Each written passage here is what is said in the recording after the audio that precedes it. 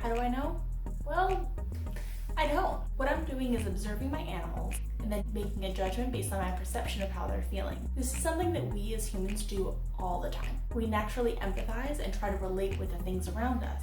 This phenomenon is called anthropomorphism. Anthropomorphism is when we give human characteristics, traits, and feelings to non-human entities. We anthropomorphize animals basically since the time we're born, beginning when parents introduce stuffed animals and characters in stories, books, and shows to their children. Friendly cats and dogs help us develop and explore complex ideas in a really approachable way. Anthropomorphizing happens in 2 steps. First, we make an observation. Then, we think about that observation in a human context. For example, I observe that my snake is alone. Using that information, I decide that my snake must be lonely, because I would be lonely if I were alone. I observe that my gecko has furrowed brows, and I recognize that as a sign of human anger. I observe my chameleon sitting under a new misting system, and remembering that when I'm happiness, I also stay put. I assume this is a sign of contentment. Although anthropomorphizing is something that we naturally do, making assumptions about how animals feel can be pretty dangerous. My snake is lonely can quickly become, I want to give my snake a friend. Any experienced keeper will tell you that this will likely result in at least one severely injured animal. My gecko is angry might lead you to believe that the gecko might want to defend himself and hurt you in the process. That might make you more nervous or less likely to handle your animal. Handling an animal while nervous typically looks like having shaking hands, unpredictable movements, making loud noises, which can cause the gecko stress and have other adverse effects on its health.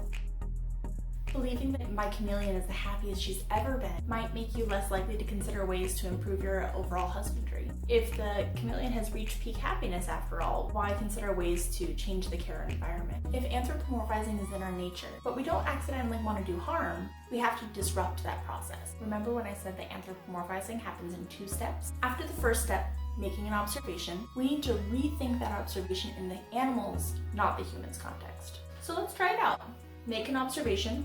My snake is alone. He is the only snake in his enclosure. Step 2, consider the animal's, not the human's context. What does being alone mean to a snake? Well, using field research from herpetologists, we know that snakes have a natural preference for being alone in the wild because they are most often found alone. We know that most snakes cannot cohabitate successfully, and they are not by nature social creatures. Because I'm considering the animals, not the human's context, I no longer assume that my snake is lonely, and I'm no longer likely to cohabitate him with someone else. Instead, I'm likely to continue my pattern of care to closely mimic the snake's natural environment, which includes being alone.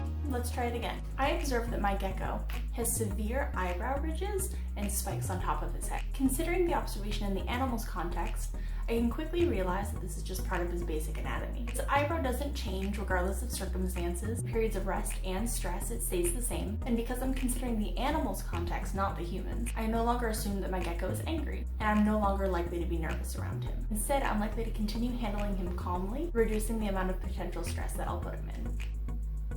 Earlier, I observed that my chameleon was spending a significant amount of time under her new misting system. When I consider how this behavior differs from chameleon behavior in the wild, which includes a lot more movement on vines and branches, I realize that she might be staying under the mister because she's dehydrated and she's looking to hydrate herself. Using this information, I can raise the humidity to provide her with better husbandry instead of just assuming that she's satisfied with her current quality of care. If I consider her context further and think about how she just came from a home that did not meet proper humidity requirements, this deepens my understanding of her behavior even more.